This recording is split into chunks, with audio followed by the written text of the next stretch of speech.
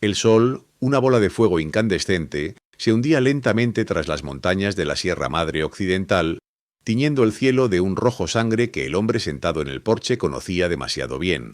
No era un atardecer cualquiera para él. Cada sombra alargada, cada crujido en la maleza reseca, le recordaba un pasado que se negaba a morir. En sus ojos profundos, velados por una capa de cansancio crónico y un miedo que era ya una segunda piel, se reflejaba la historia de un México herido. Un México donde el miedo era la moneda corriente y ciertos nombres apenas susurrados podían decidir el destino de ciudades enteras. La brisa vespertina traía consigo el olor a tierra mojada de una milpa lejana y la promesa de una noche ininterrumpida por disparos, una promesa que él, el Sombra, el ex sicario del cártel Jalisco Nueva Generación, sabía que podía romperse en cualquier instante. Ahora vivía bajo un programa de protección de testigos, una jaula de oro en un pueblo apartado que no figuraba en ningún mapa turístico. Su antigua vida se había desvanecido, o eso intentaba creer, pero los fantasmas de sus actos pasados, las caras borrosas de aquellos a quienes había silenciado, danzaban en el umbral de su memoria cada vez que la oscuridad se cernía. El arrepentimiento era un veneno lento, una gangrena que le carcomía el alma, más dolorosa que cualquier herida de bala. Había sido un engranaje fundamental en la máquina de guerra del CJNG, una pieza clave en la expansión del terror. Su ascenso en la organización había sido meteórico, impulsado por una lealtad brutal y una frialdad para ejecutar órdenes que muy pocos poseían. Desde sus inicios como halcón, en las calles polvorientas de Michoacán, observando y reportando cada movimiento, hasta convertirse en uno de los hombres de confianza en la cadena de mando, conociendo los secretos más oscuros, presenciando la construcción de un mito. Recordaba el brillo metálico de las armas al atardecer, el rugido de las camionetas blindadas, la adrenalina que inundaba su cuerpo en medio de los enfrentamientos. Aquel joven ambicioso, sin miedo a morir, se había transformado en el Sombra, un ejecutor eficiente y temido. Su nombre, aunque nunca pronunciado en voz alta por las víctimas, era sinónimo de la voluntad implacable del cártel. Había participado en innumerables operaciones, desde la recolección de cuotas hasta la eliminación de rivales, siempre bajo la sombra de un liderazgo omnipresente pero escurridizo. La cacería de rivales era un juego de ajedrez sangriento, y él era una torre que se movía con precisión letal. Las órdenes llegaban, crípticas a veces, directas otras, pero siempre, siempre atribuidas a la misma figura legendaria, el Mencho. Esa figura, el Mencho, se había convertido en su obsesión, el nudo gordiano de su tormento. La carga de la información que poseía, de lo que sabía realmente sobre ese nombre que infundía pavor, lo consumía día tras día.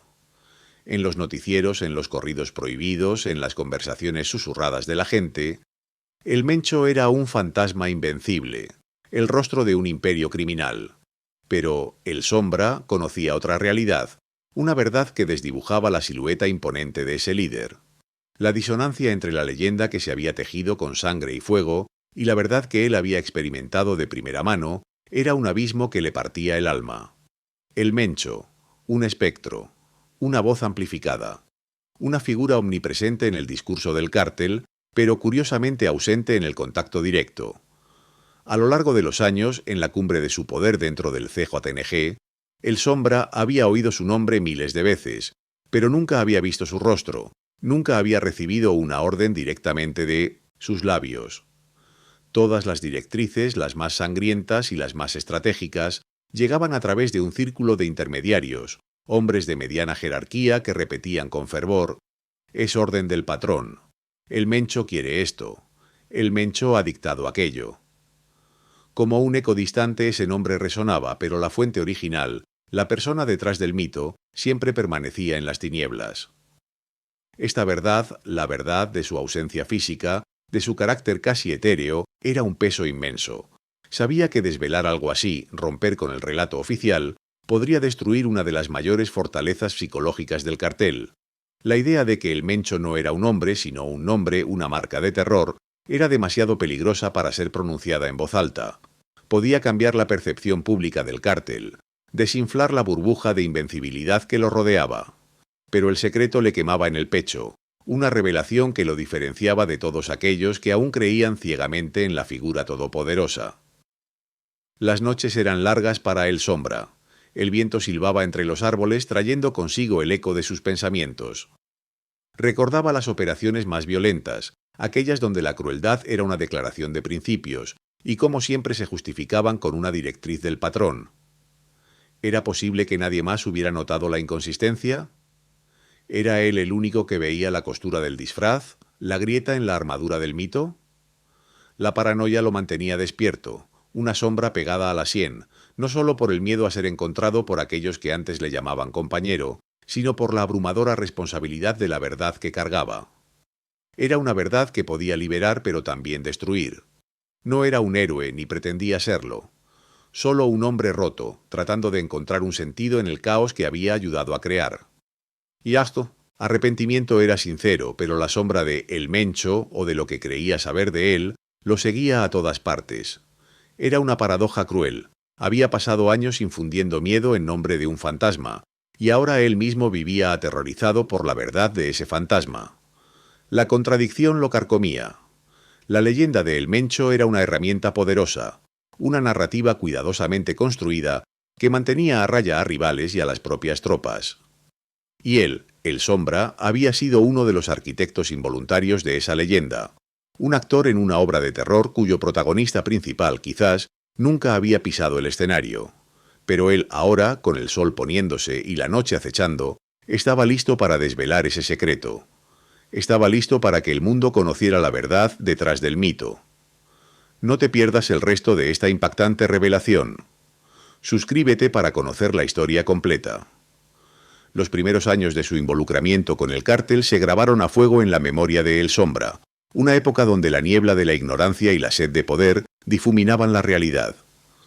Recordaba con vívida claridad cómo la figura de El Mencho comenzó a mitificarse dentro de las filas del CJNG. No era una persona, sino una fuerza omnipresente, una sombra cuyo nombre se invocaba con una mezcla de reverencia y terror. Desde el adoctrinamiento inicial, la narrativa era clara. El Mencho lo sabía todo, lo veía todo, y su palabra era ley absoluta. Era el estratega brillante, el ejecutor implacable, la mente maestra detrás de cada operación exitosa y cada castigo ejemplar. Esta construcción de una figura invencible no era accidental. Era una estrategia meticulosa diseñada para infundir miedo, sí, en sus rivales, pero también y de forma crucial en sus propios miembros. Dentro del cártel, el miedo operaba en múltiples niveles. No solo se temía a las Batientotsmegen, organizaciones enemigas, o a las autoridades. Se temía, sobre todo, la ira silenciosa de El Mencho. Las historias sobre su brutalidad y su juicio infalible se contaban en susurros, amplificadas con cada relato, hasta adquirir las dimensiones de una leyenda urbana, pero con la diferencia de que esta leyenda era de cumplimiento diario. Cualquier error, cualquier deslealtad, se sabía que sería castigada con una ferocidad que solo El Mencho podía orquestar, o al menos eso se creía. Este terror interno aseguraba una disciplina férrea y una obediencia ciega, elementos vitales para la cohesión de una estructura tan violenta y descentralizada como la del CJNG. La lealtad no se basaba en el respeto, sino en el pánico a las consecuencias de la desobediencia. La leyenda de El Mencho se erigió como el principal obstáculo para El Sombra ahora, en su exilio autoimpuesto. Desvelar la verdad era ir en contra de un mito consolidado que había sostenido el poder del cártel durante años. No era solo desmentir una historia, era desafiar una arquitectura de poder, una creencia arraigada que había dictado la vida y la muerte de miles de personas. Para el mundo exterior, El Mencho era el rostro del CJNG, una figura monolítica de la cual emanaba toda la violencia y el poder. Para El Sombra, esta imagen era una burla, una máscara grotesca que ocultaba una realidad mucho más compleja y quizás más aterradora. El verdadero poder no residía en un solo hombre, sino en la capacidad de crear y mantener esa ilusión. En sus noches de insomnio, El Sombra intentaba reconciliar sus recuerdos más crudos con la propaganda implacable del cártel. Buscaba patrones, anomalías en las órdenes que recibía, todas ellas atribuidas invariablemente a El Mencho. Recordaba cómo los mensajes llegaban a través de una cadena de mando, siempre de intermediarios de alto rango, nunca directamente de la supuesta fuente. Las instrucciones eran claras, a menudo brutales, pero la voz, la letra, el gesto del líder supremo siempre estaban ausentes. Era como si un fantasma dictara las reglas del infierno. Se le ordenó participar en innumerables acciones, desde balaceras hasta ejecuciones, todas supuestamente bajo la directa supervisión de El Mencho, pero la cara que él imaginaba en su mente, la que se le había impuesto, nunca se materializaba. Había una operación en particular, una incursión a gran escala en un territorio rival, que siempre le había generado una punzante disonancia. La planificación fue extremadamente detallada, las armas modernas, el despliegue logístico impecable. Se habló de El Mencho supervisando cada detalle desde la distancia, su mente maestra tejiendo la estrategia perfecta. Pero durante la ejecución en el fragor del combate, el Sombra no pudo evitar notar la autonomía de los mandos operativos en el terreno.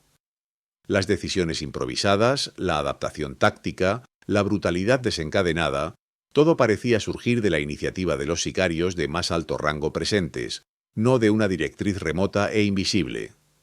La idea de El Mencho como un estratega en tiempo real, controlando cada movimiento como un ajedrecista divino, empezaba a fisurarse. Otro recuerdo persistente era la forma en que las decisiones de El Mencho eran comunicadas. No eran órdenes directas, sino más bien edictos, sentencias que se presentaban como inamovibles, incontestables. Los cabecillas locales, aquellos con quienes el Sombra tenía contacto más directo, siempre las anunciaban con una solemnidad casi religiosa, precedidas por la frase «es orden del Señor» o «así lo ha dicho el patrón». Esta formulación tan genérica y atemporal reforzaba la idea de una autoridad indiscutible, pero al mismo tiempo diluía la responsabilidad personal. Nadie se atrevía a cuestionar la orden del Señor, porque eso implicaba desafiar a la mismísima leyenda. Las conversaciones entre los sicarios de menor rango, cuando se sentían seguros de que no había oídos indiscretos, también revelaban la naturaleza elusiva de El Mencho. Algunos hablaban de haberlo visto una vez de lejos en algún rancho remoto, siempre rodeado de guardias impenetrables. Otros, la mayoría, admitían que solo conocían su nombre, su reputación, pero nunca su rostro real, su voz. Era un fantasma, una quimera que habitaba en los relatos y en el miedo. Este patrón de ausencia física y la presencia omnipotente en la narrativa empezó a sembrar una semilla de duda en la mente de El Sombra. Si El Mencho era tan poderoso y omnipresente, ¿por qué nadie lo veía? ¿Por qué su figura era tan etérea? La respuesta, El Sombra lo comprendió mucho después, residía en la brillantez perversa de la estrategia del cártel. Al no tener un solo punto físico vulnerable, El Mencho se volvía intocable. Era una idea, un concepto, un nombre que representaba la brutalidad y el control del CJNG. Si capturaban a un líder, la leyenda de El Mencho podía ser fácilmente transferida a otro. Era una marca, no un ser humano.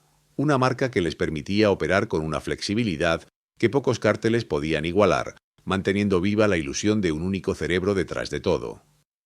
Estos pensamientos lo perseguían como fantasmas, atormentándolo en su refugio solitario. La carga de la verdad era pesada, tan pesada como las vidas que había tomado en nombre de esa mentira. Cada recuerdo de sus años en el CJNG, cada acto de violencia justificado por la orden del Señor, se teñía ahora de un gris amargo.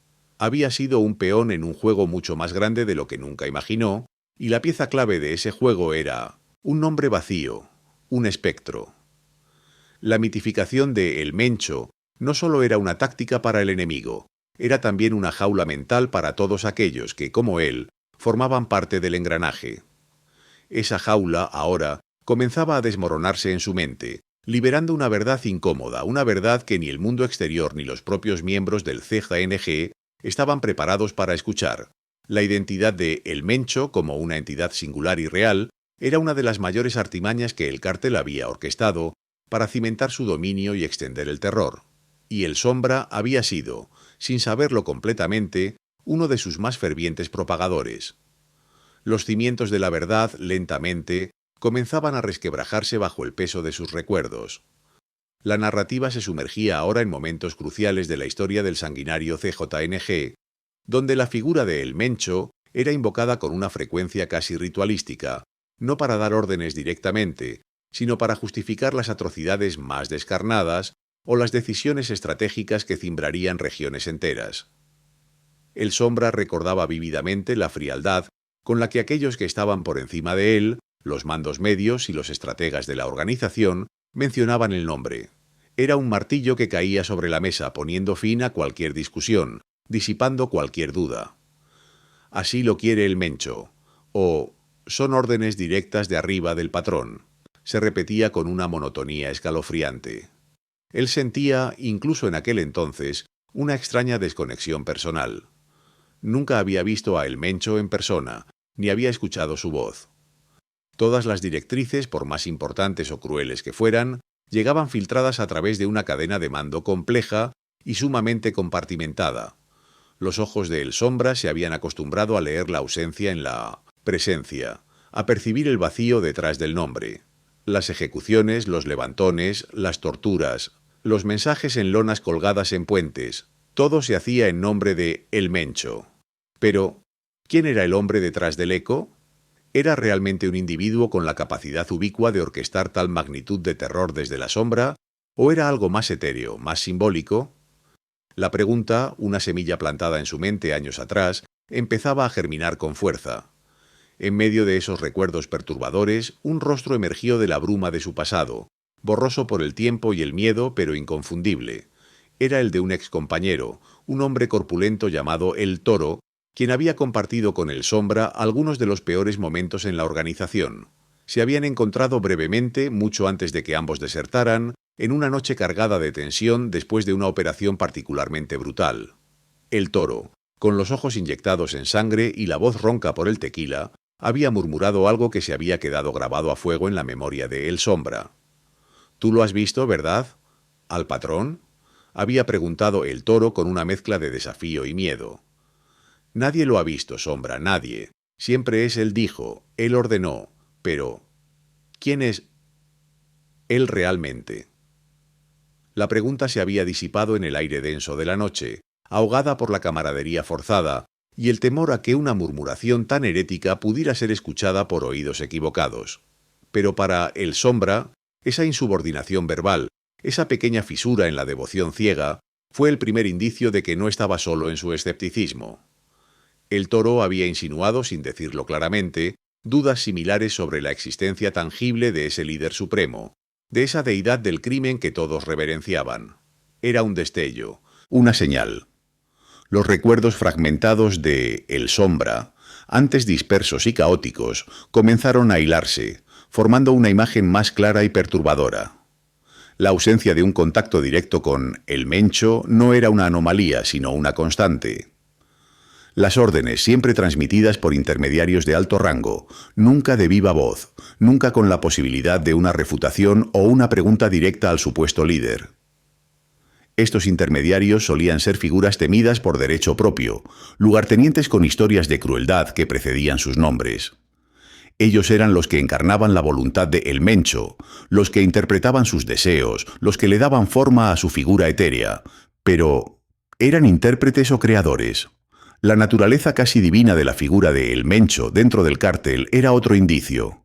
Se hablaba de él como si fuera omnipresente, omnisciente, capaz de ver y oír todo. Sus decisiones eran incontestables, sus juicios inapelables. Esta imagen cuidadosamente cultivada no correspondía con la de un ser humano, con carne y hueso, con debilidades y limitaciones. Era la imagen de un dios vengador, una fuerza de la naturaleza. Y las fuerzas de la naturaleza, pensaba El Sombra, no firman órdenes ni dan discursos. Recordaba las famosas reuniones donde se explicaban las estrategias, supuestamente emanadas de la mente maestra de El Mencho. Sin embargo, estas siempre se llevaban a cabo en lugares seguros, con la presencia de un círculo reducido de hombres de confianza, y la voz del patrón jamás resonaba en la sala. Era una voz delegada, una voluntad transmitida.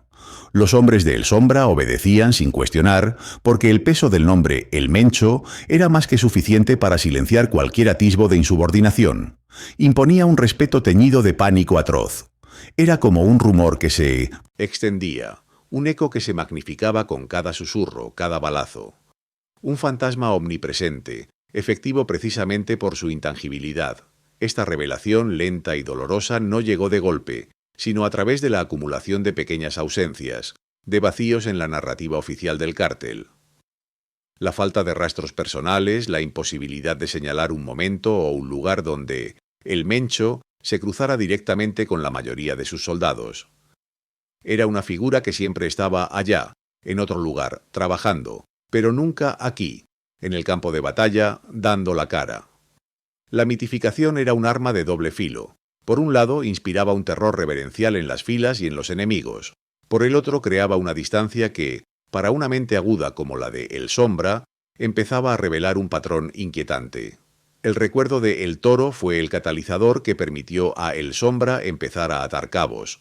Si otro había pensado lo mismo, si otro había osado dudar en voz baja, entonces su propia intuición no era una locura. No era paranoia, sino una percepción lúcida de una verdad incómoda. Los altos mandos utilizaban el nombre de El Mencho como un escudo, una justificación inexpugnable para sus propias acciones, para sus decisiones que a menudo eran crueles y calculadas, siempre en beneficio propio o de la facción. La figura de El Mencho se había convertido en el comodín perfecto, un as en la manga que podía utilizarse para cualquier propósito, desde la consolidación del poder hasta la eliminación de rivales internos. Este entendimiento, aunque todavía incipiente y envuelto en la neblina del miedo, representaba un punto de inflexión. Empezó a mirar hacia atrás, hacia cada orden recibida, cada atrocidad presenciada, cada discurso inflamado que invocaba el nombre del líder, y a cada instancia veía una grieta, una oportunidad para que la verdad se filtrara. La leyenda era poderosa, sí, pero la realidad de su no existencia tangible era aún más impactante. Y esta realidad, lo sabía El Sombra, era una carga que no podía seguir llevando solo. Su silencio lo había hecho cómplice de la farsa, y ahora el peso de esa complicidad empezaba a ser insoportable. Necesitaba hablar no solo por sí mismo, sino para desmantelar la mentira que había aterrorizado a un país entero. A medida que El Sombra ahondaba en los recovecos polvorientos de su memoria, la figura de El Mencho se desdibujaba, transformándose de un líder temido a una estrategia, un nombre vacío pero potente, empleado en la comunicación tanto interna como externa del cártel. Los líderes operativos, los verdaderos estrategas que orquestaban los ataques más brutales y las expansiones territoriales más sanguinarias del CJNG, utilizaban esa identidad mítica como un velo, una cortina de humo que ocultaba sus propias ambiciones y su cruda sed de poder. No había un solo cerebro monolítico detrás de cada operación, sino una red de mentes calculadoras que inteligentemente aprovechaban la sombra proyectada por un nombre inexistente para legitimar su autoridad y aterrorizar a propios y extraños. Era una obra maestra de manipulación psicológica, un teatro de marionetas donde la cuerda maestra era invisible para la mayoría. Recordaba con escalofríos la vez que se le ordenó participar en una limpieza en un pueblo rural. Las instrucciones, transmitidas por un lugarteniente de alto rango, fueron escuetas y brutales. Órdenes del patrón. Cero tolerancia, que sepan quién manda. La invocación de El Mencho no dejaba lugar a dudas ni a preguntas. La sola mención generaba una tensión palpable entre los sicarios, una mezcla de miedo, lealtad fanática y una adrenalina casi tóxica.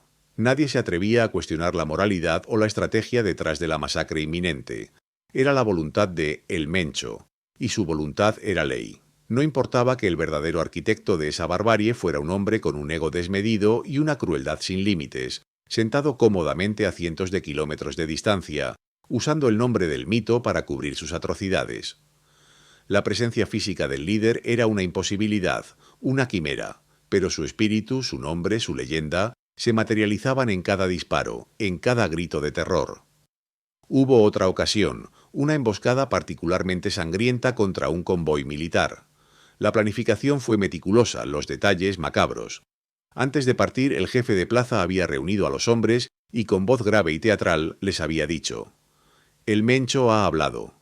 Quiere que estos soldados entiendan con quién se meten. No hay vuelta atrás.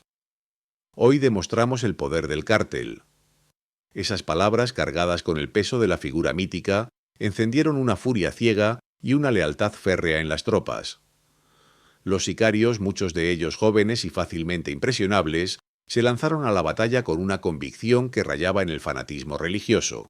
Para ellos era El Mencho quien les había dado la bendición, quien les había conferido el derecho divino a matar.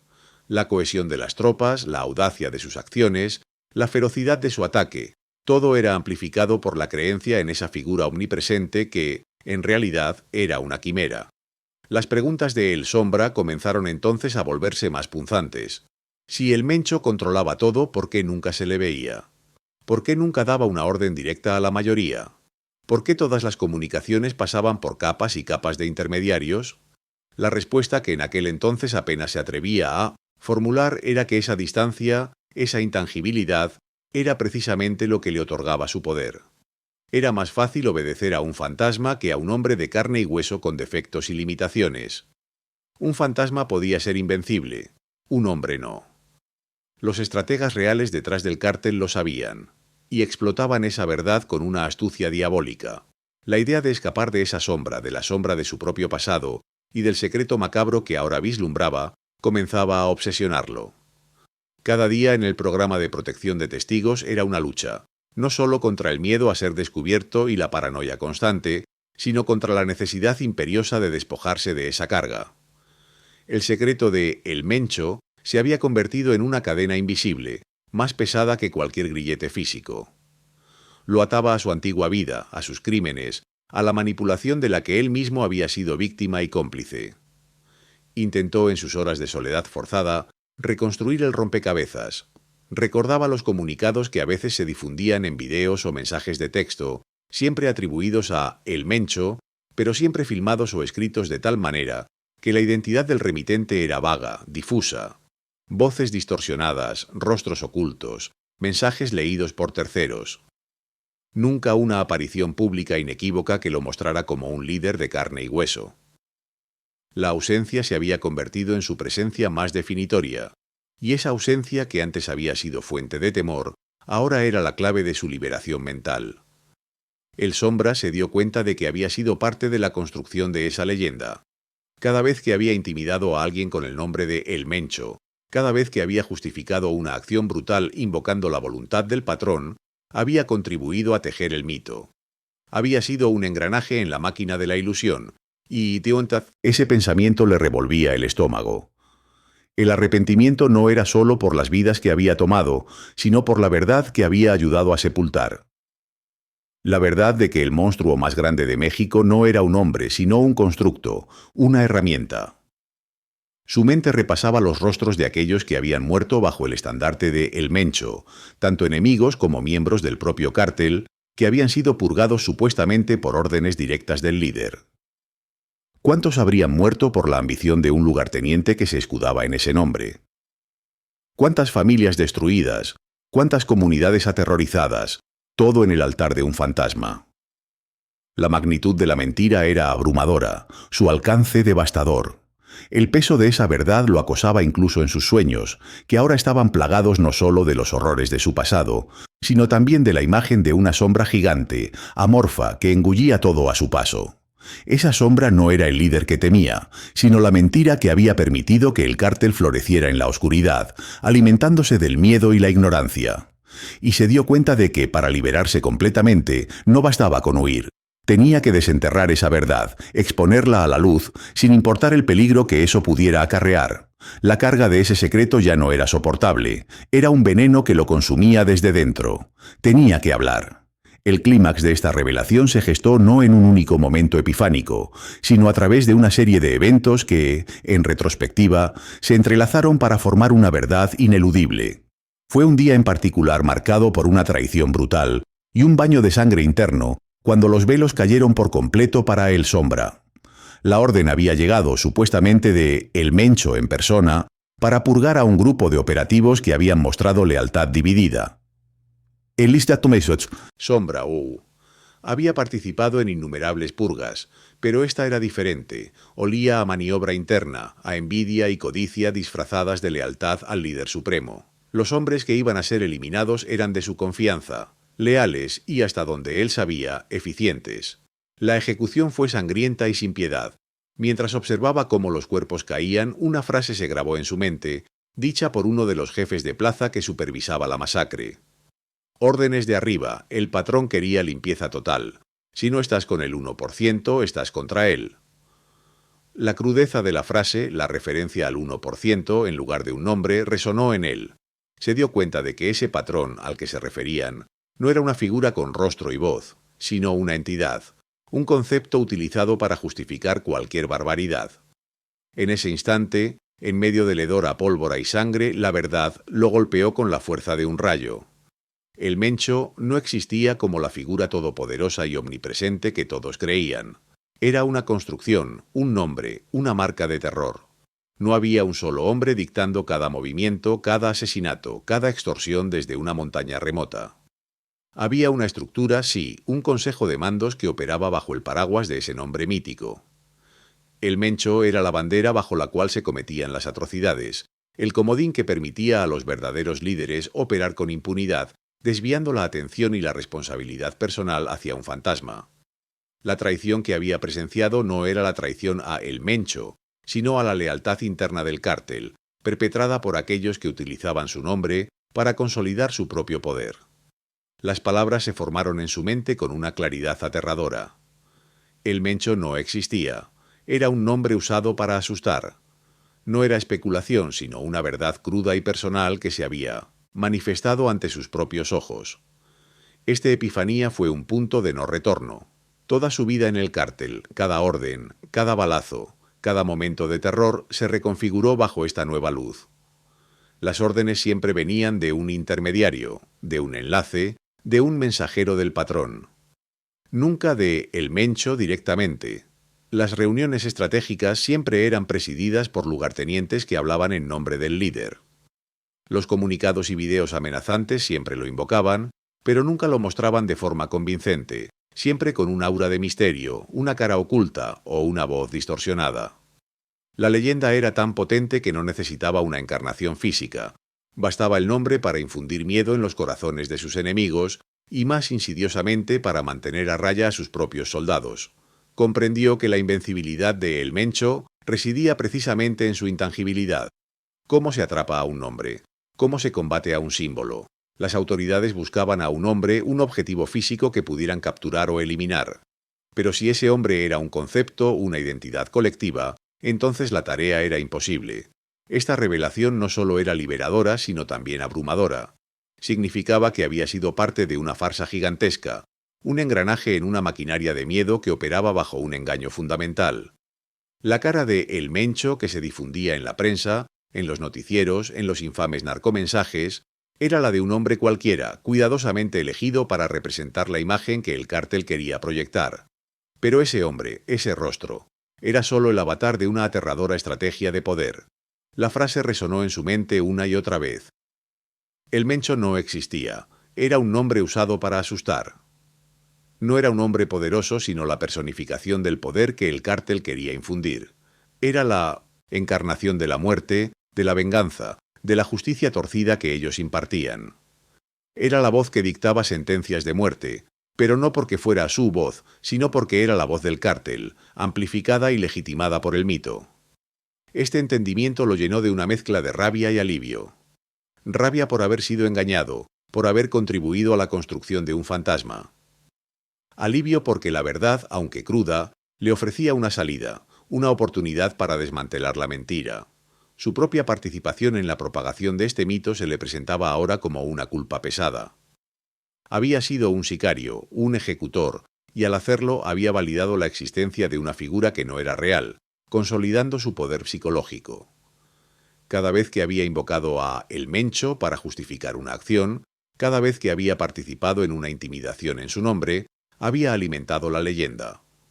Se dio cuenta de que no había sido leal a un hombre, sino a un espejismo, a una idea que servía a los intereses de unos pocos que se escondían detrás de la cortina del misterio. La magnitud del engaño era monumental. Afectaba no solo a sus enemigos y a la población, sino a los propios miembros del cártel. Los soldados de menor rango, los que estaban en la primera línea de fuego, creían ciegamente en la existencia de un líder invencible, inalcanzable, cuya voluntad era ley. Esta creencia los hacía más audaces, más intrépidos, más dispuestos a arriesgarlo todo. Era una estrategia brillante, maquiavélica, diseñada para maximizar el terror y minimizar la resistencia. Para el Sombra, la caída del velo fue un evento que redefinió su existencia. El miedo que lo había acompañado durante años, el temor a la ira de El Mencho, se transformó en un vacío. El monstruo que había temido era un producto de su propia mente y la de otros. Y en ese vacío, entre el polvo y la sangre de la purga, se gestó una nueva determinación. La verdad que había descubierto era demasiado importante para permanecer oculta.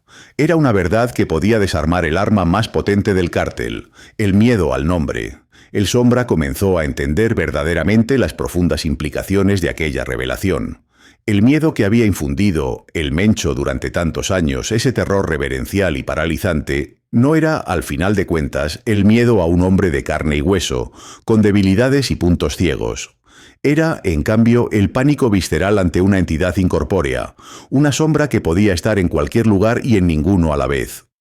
No había un rostro específico que odiar o un cuerpo que atrapar, solo un nombre, una marca, que se proyectaba sobre cualquier operación, cualquier extorsión, cualquier ejecución. Esta ausencia física, paradójicamente, lo hacía omnipresente e invencible en la psique colectiva.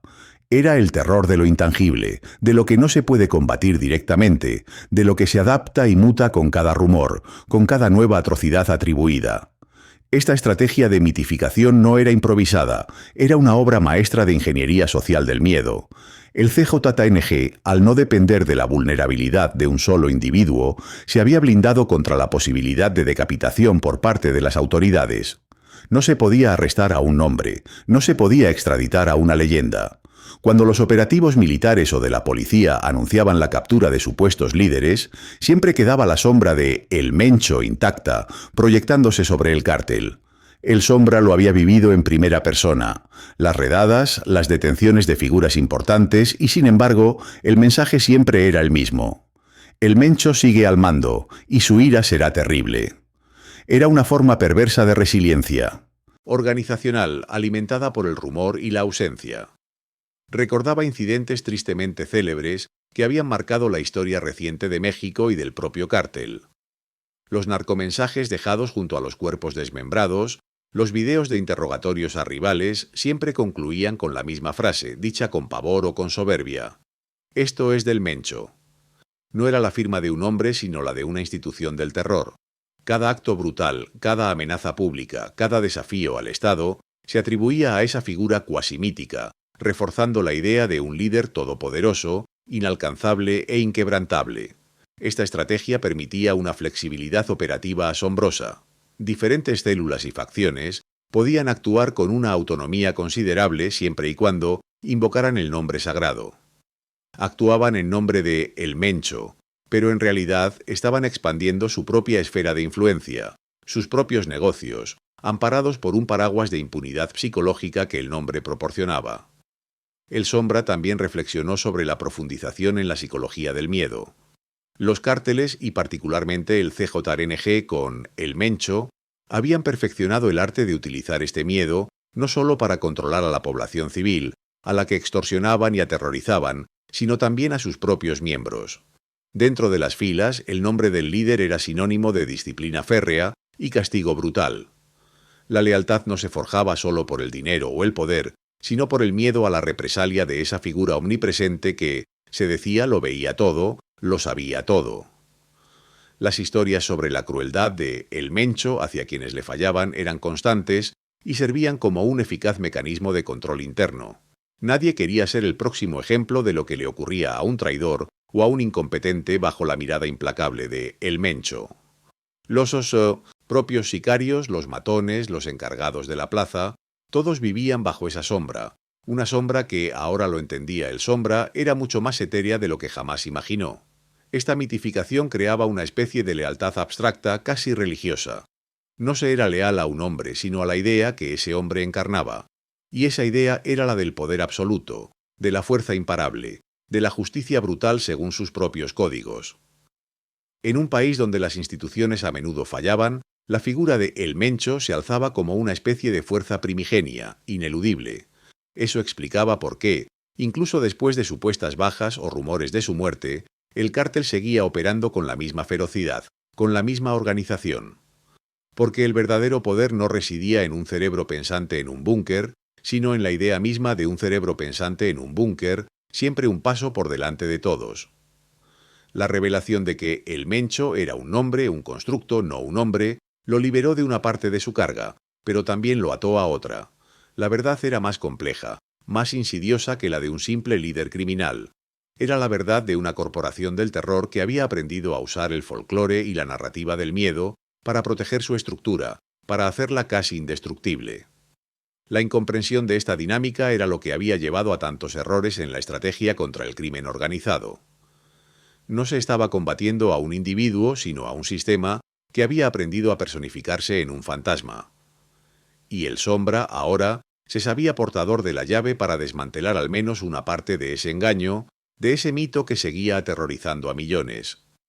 Su propia participación en la propagación de esa leyenda, incluso como un engranaje más, lo volvía introspectivo, pesado de una culpa que sólo la verdad, finalmente dicha, podría aligerar.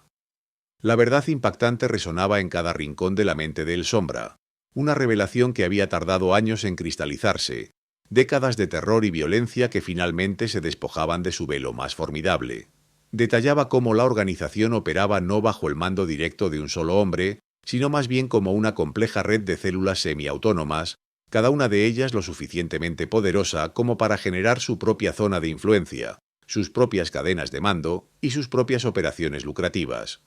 Todas, sin excepción, utilizaban el nombre de El Mencho como un comodín, un sello de aprobación universal que legitimaba sus acciones ante el mundo exterior y sus propios subordinados.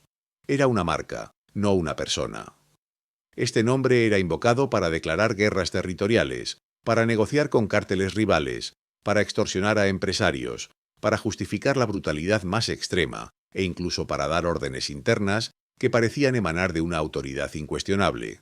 Había líderes operativos en Jalisco, en Michoacán, en Guanajuato, en Colima y en un sinfín de estados donde el CJNG extendía sus tentáculos. Cada uno de ellos en su esfera de operación asumía la voz de El Mencho, la voluntad de El Mencho, para imponer su propia agenda. Las órdenes llegaban filtradas, a menudo contradictorias si se analizaban con detalle, pero siempre atribuidas a la misma figura mítica. El Sombra recordó cómo, en una ocasión, se había dado una orden para atacar un convoy rival en un estado, y al mismo tiempo, una orden para mantener la paz en otra región colindante, ambas supuestamente provenientes del líder. Esa incongruencia era el primer indicio de que algo no encajaba. No era la estrategia de un cerebro singular, sino la coordinación tácita de múltiples cabezas bajo un mismo chi, emblema. Esta compleja estructura, descentralizada pero unificada por un nombre, generaba consecuencias devastadoras. La principal era la dificultad casi insuperable para las autoridades de atrapar a un fantasma. ¿Cómo se podía dar caza a una leyenda? Los operativos militares y policiales podían capturar o abatir a líderes regionales, a sicarios de alto rango, a encargados de plazas, pero el CJNG no se desmantelaba, no perdía su cohesión. Porque el Mencho no era uno de ellos, era la idea subyacente que los mantenía unidos. Si un líder caía, otro ascendía rápidamente, tomando el manto, y más importante aún, el nombre. Era un sistema diseñado para la resiliencia, para la supervivencia a toda costa. El mito permitía al cártel adaptarse y sobrevivir a pesar de las bajas en sus filas, de los golpes que recibía. Cada vez que el gobierno anunciaba un golpe al CJNG, con la captura de algún lugarteniente de alto perfil, había un resquicio de esperanza momentánea que pronto se desvanecía al ver que las operaciones del cártel continuaban con la misma o incluso mayor intensidad. La ausencia de un núcleo físico, de una verdadera cabeza que pudiera ser cortada, hacía que cada victoria fuera solo un parche temporal. El Sombra experimentaba una profunda reflexión personal. Se daba cuenta no solo de la magnitud del engaño, sino también de su propia contribución a la construcción de esa leyenda. Él, con sus propias manos, con sus propias acciones violentas y sus palabras de adoctrinamiento a los nuevos reclutas, había sido parte del engranaje que propagaba la omnipotencia de El Mencho. Él había infundido miedo en los ojos de las víctimas, siempre citando al líder supremo, a esa figura inalcanzable, para justificar la crueldad. Él había presenciado cómo la creencia en El Mencho motivaba a otros sicarios a cometer actos de barbarie indescriptible, convencidos de que estaban sirviendo a una causa mayor, a una fuerza invencible. Esa culpa ahora pesaba sobre él como una losa. Cada cadáver que había visto, cada lágrima derramada, cada negocio extorsionado, todo se entrelazaba con el nombre de El Mencho, un nombre que él mismo había ayudado a glorificar, a hacer temible. Era una complicidad silenciosa, una participación inconsciente en la perpetuación de un mito que había costeado innumerables vidas y desgarrado el tejido social de México. La comprensión de que había sido un peón en un juego mucho más grande, manipulado por un nombre, le generaba una amargura difícil de tragar. No era solo la culpa de los crímenes que había cometido, sino la culpa de haber sido un actor en la farsa que mantenía vivo el terror. Ahora, en la soledad de su autoexilio, el Sombra se atrevía a desmantelar esa construcción. No era una tarea fácil. La leyenda estaba arraigada en la conciencia colectiva, en las historias de terror de las madrugadas, en los noticieros y en los susurros de quienes vivían bajo la sombra del cártel. Pero él, más que nadie, conocía la ausencia detrás de la figura. Sabía que al revelar la verdad, no solo despojaría al mito de su poder, sino que también se enfrentaría a la posibilidad de que esa misma organización, ese nombre que operaba sin cara, quisiera silenciarlo para siempre. Era un riesgo que estaba dispuesto a correr, porque la carga de esa verdad era más pesada que cualquier miedo. Y solo al romper el hechizo, al hablar, esperaba encontrar una sombra de redención para su propia alma atormentada. Finalmente, el Sombra aceptó la verdad, no solo la verdad sobre el Mencho, sino también la verdad sobre sí mismo y el inmenso peso de su pasado. Su confesión, las palabras que resonaban en los ecos de su memoria y que ahora se atrevía a pronunciar en voz alta, no buscaban la venganza banal de un traicionado, ni la gloria de un informante heroico. Era más bien una búsqueda de expiación, una necesidad imperiosa de desmantelar una de las mayores armas psicológicas que el cártel Jalisco Nueva Generación había empuñado contra el país y contra su propia gente. Había cargado con ese secreto, esa distorsión de la realidad, durante demasiado tiempo, y la carga se había vuelto insoportable en el aislamiento de su programa de protección de testigos. Cada noche lo perseguían las caras de las víctimas, los gritos de quienes habían sido silenciados en nombre de un fantasma, y la imagen de su propia juventud, corrompida por la creencia ciega en un líder que nunca existió realmente, al menos no de la forma en que todos lo imaginaban. Comprendió que su tormento no cesaría hasta que el velo fuera levantado por completo. La historia debía ser contada no solo para proteger a otros de caer en la misma trampa de la mitificación, sino también como un acto de redención personal. En el fondo, sabía que la verdad no borraría sus crímenes, ni lo eximiría de la sangre en sus manos. Pero quizás, solo quizás, podría atenuar el peso de esa mancha, transformándola en una advertencia, en una lección para un mundo que aún se negaba a comprender la complejidad del mal que lo acechaba. La culpa que había sentido por ser parte del engranaje que propagaba la leyenda de El Mencho era profunda, pero ahora se transformaba en una fuerza impulsora. Sabía que al revelar esta verdad se exponía a un peligro aún mayor, porque el cártel, aunque su líder fuera una ficción, no lo era. Sus redes, su estructura, su brutalidad eran muy reales, pero el miedo a la represalia se desvanecía frente a la urgencia de su conciencia. La conclusión emocional de su saga personal era agridulce.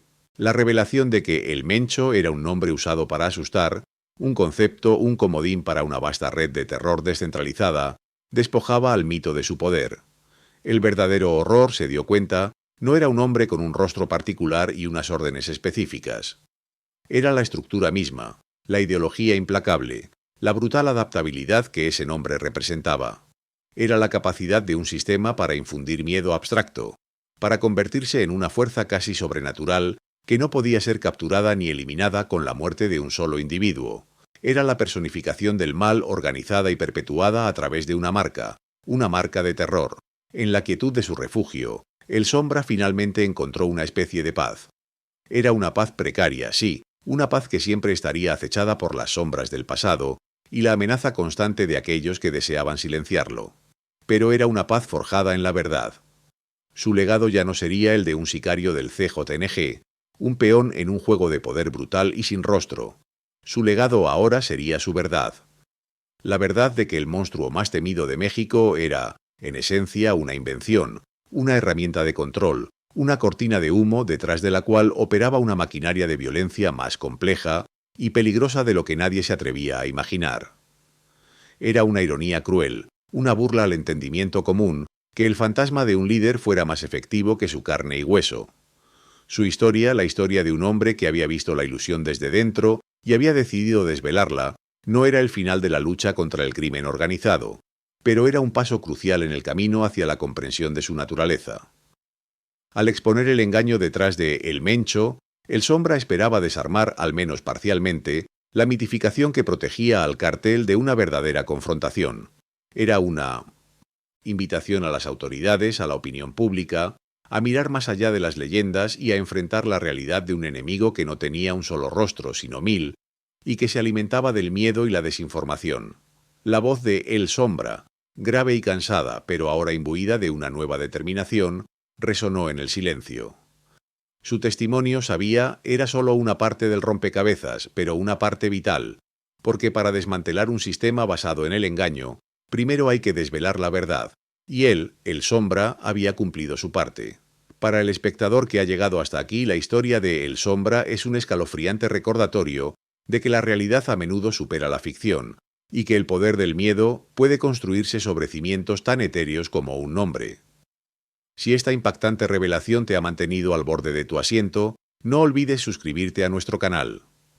Aquí desenterramos las historias más crudas y las verdades más incómodas que el mundo intenta ocultar. Deja un comentario. Dinos qué otras figuras del crimen organizado crees que podrían ser mitos, o qué otras leyendas urbanas del bajo mundo te gustaría que investigáramos. Tu participación es clave para seguir desvelando estas narrativas.